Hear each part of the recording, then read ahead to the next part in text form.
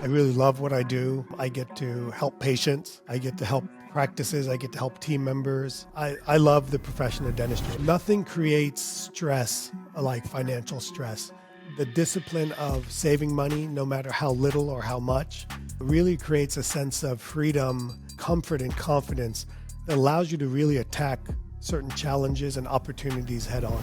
Dentistry is a business, is no longer a healthcare profession. Dentistry is highly technology oriented, and that will only get worse or more depending on how you look at it. And dentistry has become outrageously expensive to operate, but yet there's still money to be made.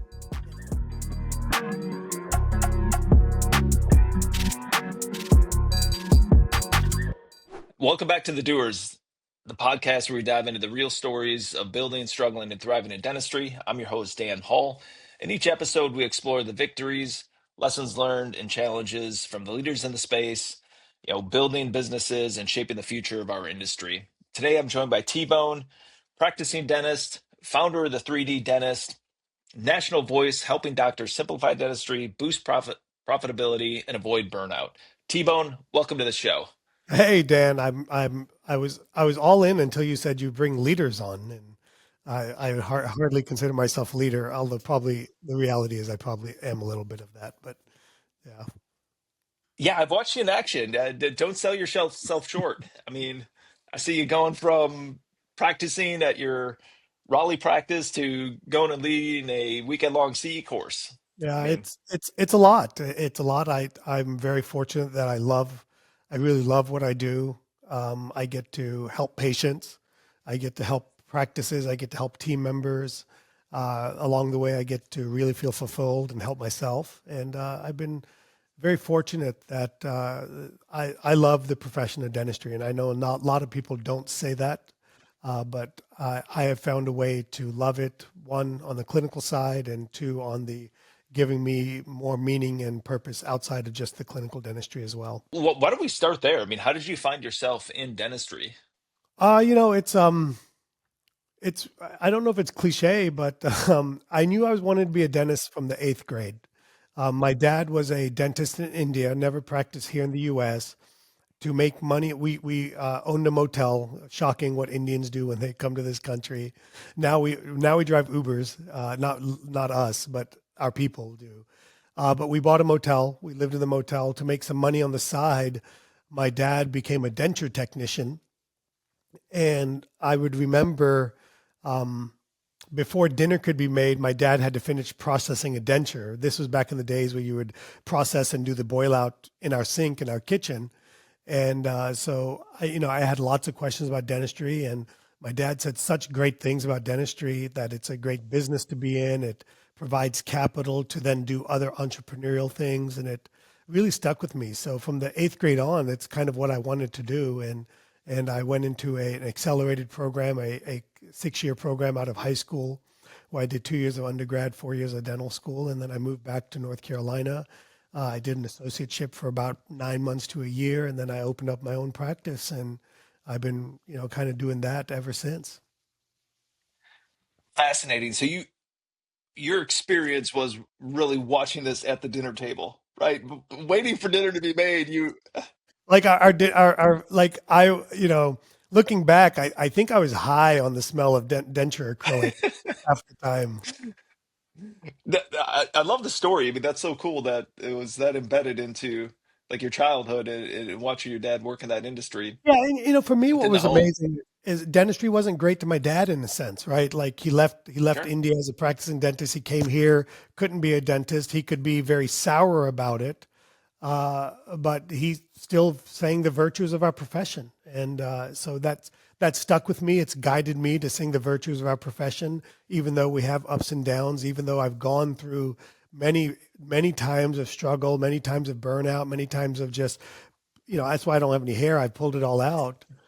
So but it's an amazing profession. I wouldn't change my position for anything. That's awesome. And a testament to his character, right? I mean, a lot of people could go totally sour if you're not given a path to practice your craft. Um, Right. so let's talk about that. Since you pulled out all your hair, how did you shift gears thinking, hey, I want to mentor other individuals. So you shifted from being just a practicing doctor, I shouldn't say just, but you practice in dentistry to now being a mentor and a coach for other practice owners. Yeah, that kind of happened early in my career. I graduated in 99. In 1999, 2000, I joined this website called Dental Town. And it was the early days, pre iPhone, pre Insta Yeah. Famous and Facebook. That's where dentists went and conversed, and they still do. And I was big into taking a lot of photographs of my work before and afters. I would see others share cases, and I started sharing cases. That sharing cases led me to get invited to do work to share to other dentists, which then led me to get invited to help other dentists as a mentor in other training centers, which then got me invited to help certain manufacturers promote or develop their products because I had a lot of interest in technology, which then led for me saying, you know what, I'm trading time for dollars. And then as an entrepreneur or having that entrepreneurial spirit, I was like, why should I go somewhere and speak? Why don't I bring people to me to learn?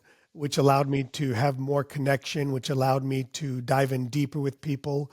And so I really started that journey in 2002, 2003, just looking back 2, 3 years into my career as out speaking and training.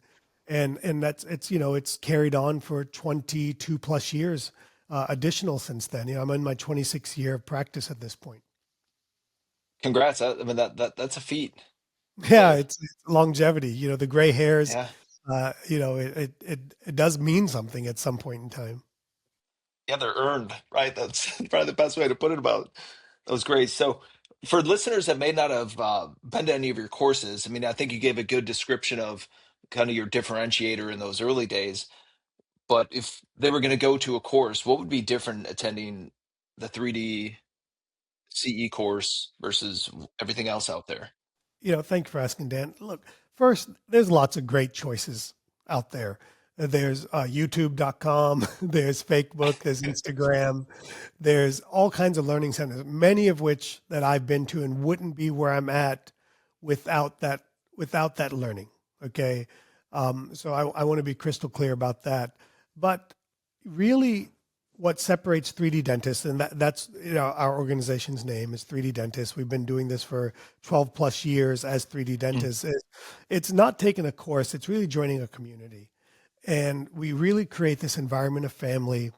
We're really all about reducing the complexity. I truly believe it's the complexity that holds dentists back from achieving their potential and certainly their goals. And so we try to break it down. Everybody that teaches with me or a part of our group, we're all practicing dentists that we own our practices. We do the dentistry we talk about. We're just real world. And we've created an environment here at our retreat that's just totally different from anything else in dentistry. And it's, if you're a private practicing dentist or an associate dentist that wants to avoid burnout, that wants to create freedom, that wants to build a business, not be a slave to a job, that wants to empower team members around you for them to be better. You want to do more of the type of dentistry that you've been trained to do, or you want to learn how to do more advanced surgical implant dentistry. We're an amazing choice, and we've been very fortunate to really do well on that side of the world as well. Yeah, that is a really good overview of what it is. I mean, I've been to the retreat. It's awesome. I love that you guys sit down and have a meal like you would with a family, a friend. Yeah, And I've watched people open up that sit next to a fire after dinner about some of the burnout they're struggling yeah. with, and looking to a mentor to help them out and give them that space where they feel okay to open up. Not in today's society, it's kind of frowned upon, right? You're just supposed to muscle through things. Yeah, part of that is I have a firm belief that we should share our goods and bads, probably more the bads than the goods. That we shouldn't hide behind that, and we really create a family environment here. We eat breakfast together, we eat lunch together, we eat dinner together. We can have a drink for those that are interested in that. We can sit around the fire. It's really a unique place that we I didn't intend for it to be like this. The family part, absolutely. But the retreat, the level of commitment that we have from our community of dentists, it's pretty humbling and inspiring. Yeah, since we're talking about that piece, since I'm just going to jump ahead. I had another question, but I'm going to go straight to this because you're talking about the bad side, right? And I think Right. as leaders, some of the people that might be following you that haven't shifted fully into that leadership role think you got it all figured out, right? And I just went through this at our company event, and it's like, okay, well, we don't. We just make some mistakes and we move on quickly and learn from it, ideally, and pick back up and talk to some peers out there to get on a different path. So, since that burnout is real, and the mental health side in dentistry or business in general, it isn't spoken about openly. Um, what should more dentists be thinking about to protect their energy, their focus, and their long term just mental health, sanity, whatever, however you want to label that, to build that successful business? It's a great question. Uh, I have my opinions on this, and so that I'm not a scientist, but I'll kind of espouse for a little bit on it. Um, Number one, in looking at my career, um, I was intentionally a little bit selfish, and and I mean that in a good way. In other words, what I've always looked at is what is it that I'm after, and as long as without stepping over people, doing it with dignity, doing it with kindness, as long as I did things that made me happy, it created a happy environment. It allowed me to be there for others. It allowed me to create a good working environment for others to succeed. And every time in my career where I allowed others to get in my ear and I'd compromise on what I felt was the right direction or the right thing to do, I always found that we drifted away farther and farther from my intention and my vision of my business. And I always found that as we drifted further away, it became less about what I wanted. And that's when unhappiness seeped in. So I've always been really, really focusing on being selfish, again, in a kind way, but being focused on what it is that makes me happy. Because at the end of the day, it's my name on the door. It's me taking all the risk. It's me, having to put the time in, and others do too. But always being focused on the vision, and I call that being a little bit selfish in a sense. Number two is probably more retrospective and very current. I just turned 50 years old. I just had that birthday. It's a milestone. And one of the things I've noticed in the last 3 or 4 years is I didn't have the energy. I didn't have the ability to hustle through or grind through challenges the way I did in my early 30s and mid 30s and even into my late 30s and early 40s. I just got worn down more. And I had let my health really, really slip into a very, really not great place. Honestly, just terrible place. Whether it was my metabolic rate, my blood work, all kinds of things had taken a back seat. And I think when you hit about, let's call it 45 plus, you're smart enough that you don't have to grind your way through things. You have kind of wisdom. But then really where the energy that you used to spend, or I used to spend grinding, I now have to put into being focused, intentionally focused on my physical health. And that's from the fuel I put into my body, meaning the types of food I eat, the types of, or actually doing some exercise before I didn't do any exercise, and a little bit of self care, that mental component of it. Whether that for me, that's going for nice walks, that's taking intentional long weekends away from everything that I never did earlier in my life. And so those are kind of things that I've focused on. And then looking backwards, another thing that has been very important has been the discipline of saving money. Nothing creates stress like financial stress. And I know that from early in my career, from struggling to keep the doors open, my first few years in practice, and then from the Great Recession of 2008, 2009, that the discipline of saving money, no matter how little or how much, really creates a sense of freedom and comfort and confidence that allows you to really attack certain challenges and opportunities head on. Great advice, and welcome to the 50 plus club, man. It is great to have that wisdom, but I'm there with you. The body definitely changes, right? It does. You got to work towards keeping that energy for sure. Um, well, I want to dive into, because this is all really good advice. I mean, I've sat through the 3D mastermind courses. How do you get people, when you look to maybe a younger doc that comes to one of those courses, they're getting this education, they're getting some CE. How do you go from, okay, I'm sitting through this course to implementation? Yeah. What Yeah. would you It's a, recommend? yeah. I have what we call the 3D GPS, which is kind of like our path that we try to put our dentists through. And really there's kind of six things that I'm going to have a little bit of a long-winded answer, so I apologize. Okay. Um, there's kind of six areas that we focus on, or that we focus on throughout our career. And each area is a little bit at different depths, depending on where we're at. But number one is our leadership, and how well are we leading the people, leading ourselves and leading the people around us. Number two is how well are we attracting patients and the right patients to our practice.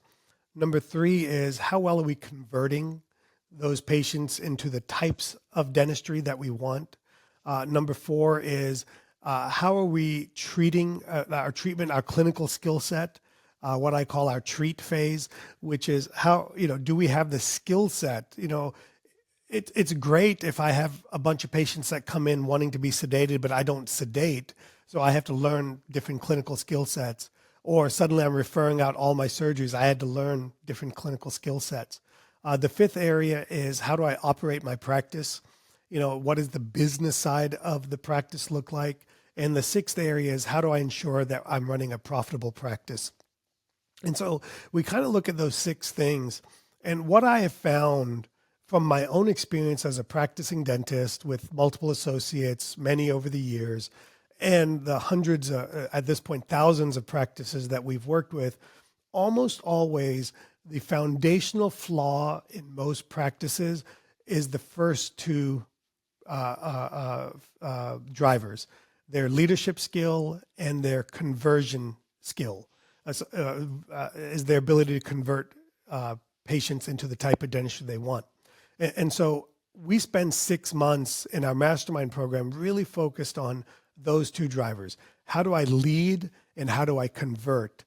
And to give people some insight into that, actionable advice.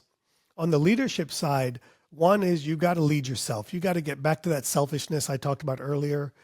You've got to get crystal clear about what it is you're trying to create. The other part of leadership is you've got to value you and your team not always being in the operatory.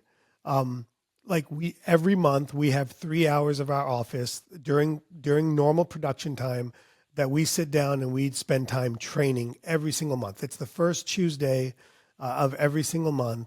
We'll spend 30 to 45 minutes reviewing the month in the past, and then we'll spend the rest of the 2.5 hours looking forward and focusing on the skills that we need to drive our practice forward. So those are kind of the leadership areas that we focus on. And on the conversion side, we focus on four things. We focus on helping our patients be aware or to see what's possible in dentistry, reframing the way we talk to our patients to move away from technobabble and move to a benefit-based language. Number three is we find a way to really be financing first model with our patients, meaning that we talk not in terms of large dollars, but all about monthly payments, because that's the consumer mindset. And number four, we protect and treasure our schedule so that way we have the space to do the type of dentistry we want to do without adding days, without squeezing people in, without working more hours. So that to me is kind of the real crutch of what the complexity that dentists have overcomplicated things to do. Now, on the CE side, kind of some of the things I took along is rarely did I ever go to CE classes without taking team members with me. Rarely did I go to a CE class without predefining what I wanted the outcome of why I took this class to be. And rarely did I take any CE classes without pre-scheduling a debrief time with the team when I got back to address what did we all learn, what do we want to put in place, and what does it take, what are the steps we need to do to actually put these things into place. And what I found is if I did those three things for every program that I took, we found that we had success. And success is defined differently. Some people look at success as I come back and do 100%. I looked at success, did I transform my practice 10, 15, 20%? And that was defined as success for me. I love it. That's some really good advice. I mean, talking about some incremental growth coming off of a CE course. So let's jump. I mean, so that's what we could be doing today. I want to get your thoughts on, where you see this industry going in the future, right? Because a lot of things are changing at the moment. And, we have AI coming in, we have DSO, we got rising costs. What excites you and concerns you as a practice owner and a mentor as you work with these practices that are navigating this new space we're in? Great question. I have lots of thoughts. I'm trying to figure out which ones I want to talk about. But let's let's start with number one, the realities. Okay. For me, it's always dentistry has totally changed. It is the dentistry of my era of dentistry when I started into dentistry is gone. The 1990s, early 2000s dentistry is totally gone. Okay. In little pockets and unique niche situations, it may still exist, but that dentistry is gone. Dentistry is a business, is no longer a healthcare profession. Dentistry is highly technology oriented, and that will only get worse or more depending on how you look at it. And dentistry has become outrageously expensive to operate. But yet there's still money to be made in all of this. So these are the realities. And the sooner as a profession that we accept these realities, the sooner we can live by moving forward versus bitching and moaning and complaining about the past. So to me, that's one of the most important things we have to do is we have to recognize that our cottage industry of the hang your shingle in a deep office park that nobody found you and do a yellow page ad, that's gone. So here are my thoughts. AI will play a greater role. We think of it as a panacea. It will not be the greatest thing since sliced bread. I think AI in terms of data analytics will be unbelievably powerful. AI in terms of x-rays will be unbelievably powerful. I think we're in the early stages of AI being able to enhance or replace team members. I think we're in the early stages of that. So I think AI is unbelievably important. I think our profession moving towards private equity, not group dentistry necessarily, but private equity model. I think that will not that the acceleration will probably not change. I think the number of people that move into PE-backed dentistry early in their career will probably soften. I think more and more people are realizing the carrot of the double exit or the triple exit is reserved for a few at the top and not necessarily the number of dentists at the bottom that sell into that. The outlandish returns have come back to normal.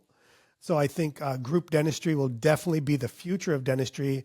Private equity will always be a part of dentistry, but I think the significant, the early age going into private equity will probably slow down a little bit, or at least maybe I'd like to see it slow down a little bit.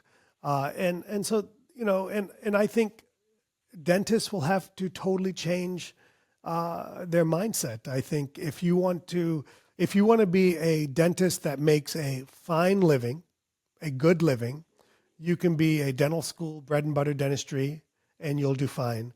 If you want to be a dentist that makes superstar level economics, you will have to move into more specialty type care, and you'll have to learn skill sets that go with that. You'll have to have the technology that allow you to do that, and you'll have to grow the team around you that supports your capabilities to do that. Was that a fair answer, Dan? It is. It's a very concise way to put it there at the end. I mean, I like your phrasing around where you want to fit in as a doctor, right? Because it isn't just a one size fits all model, right? And like you said, you can make a fine living doing it that one particular way, and that's okay.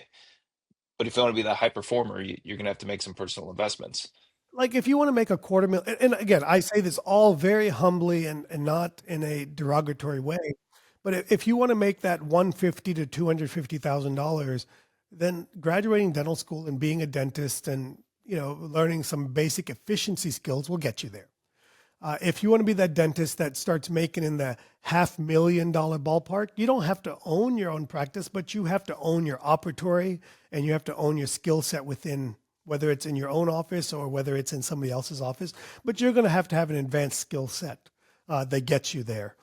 If you want to start moving into the $1 million mark, the seven-figure mark in dentistry in terms of income, you're going to have to build a business. It's there's no ifs, ands, or buts around that. There's no other way around it. Again, there'll be one percenters that can do it, but I think by and large, the $1 million earners, net income, are going to be entrepreneurs that build a business. Yeah, and run a good business. I mean, that's some really good advice for people to look at it just in those few lanes there.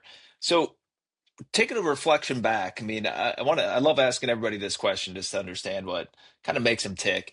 When you look back at running a practice, teaching dentists that you've helped on how to run their business, how to place implants, what are you most proud of as you reflect back on your journey so far?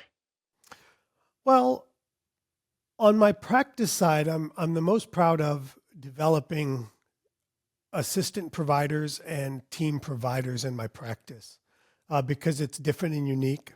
And really seeing team members that started with me, like I use Meredith as an example, who started with me as an intern, that moved to the front office, that moved to an assistant. We jokingly call her the C team assistant, but she was probably more the B team assistant. To move to being a treatment coordinator, to move to being our orthodontics champion, to now running 3D dentists. I've to really give people that if you're an amazing person with great potential, we will find a place for you or create a place for you within our organization. That's on the dentistry side of it. That's probably one of the things I'm the most proud of, is that mindset and that capability that I've had. On the 3D or the education side of it, it's probably how much we've helped other dentists grow, take care of their families, do things that they never thought were possible. To me, that's probably been one of the greatest gifts I'm able to give, and one of the greatest joys that I receive is seeing the results that these practices get when they get somebody around them that gives them non-emotional perspective, that provides a little bit of Indian dad tough love, provides the wisdom of having walked that path and being just maybe one or two steps ahead. Really seeing those results and hearing those results, and honestly, even from people that I don't necessarily work with directly, people from my podcast that listen to the Dentistry Made Simple podcast, that take that knowledge from there and implement bits and pieces of it and see results there. That's unbelievably rewarding for me. That's great. I love that. I mean, it's just helping people out, right? Helping them level up, whatever you might want to label that. 10x, level up, killing it, crushing it, whatever whatever So, word you want to use. Timo, thanks for joining me and sharing your nonsense approach to growth, continuing education, and your leadership in dentistry. But that's it for this conversation on the Doers. If you're watching and you're interested in topics like this, keep listening. If you want to follow T-Bone, I mean, he dropped it out there a couple times. He's with 3D Dentists. And what's the name of your podcast again, T-Bone? Dentistry Made Simple podcast. Dentistry's number 2 podcast behind the Doers Podcast. Congrats on that. All right. Well, thanks, T-Bone. Look forward to seeing you at the next event. And of Thank you, course, thank you all Dan. for listening.